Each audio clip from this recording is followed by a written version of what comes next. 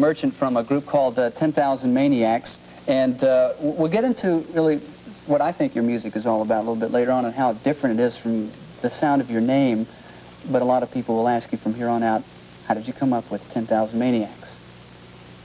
You first, Natalie. Shoot. Speak.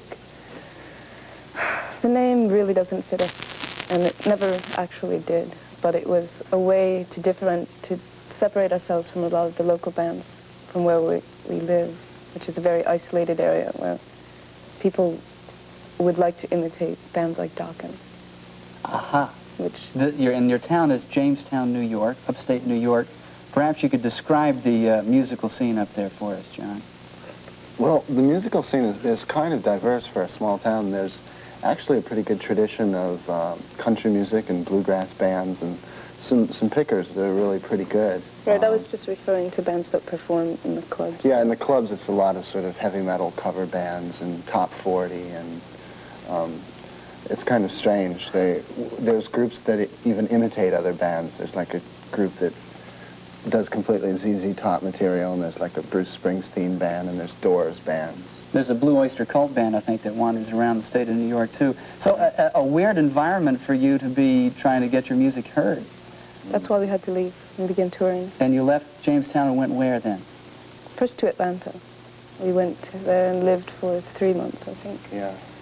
More or less realizing that we couldn't really relocate anywhere without money, so we've pretty much continually traveled and really just lived out of 2 vans.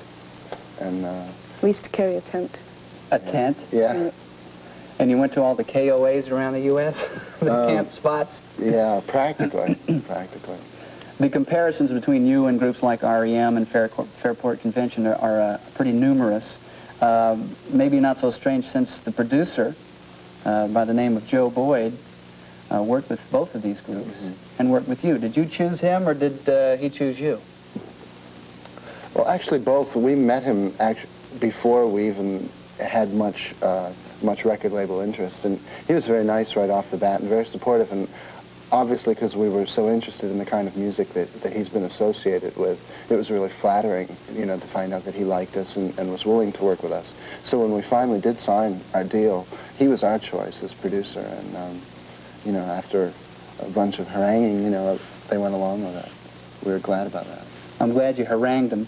Your video that we see here is called Scorpio Rising, and we're going to get to it after this video from An Emotion called Obsession, and then we'll talk more about their video.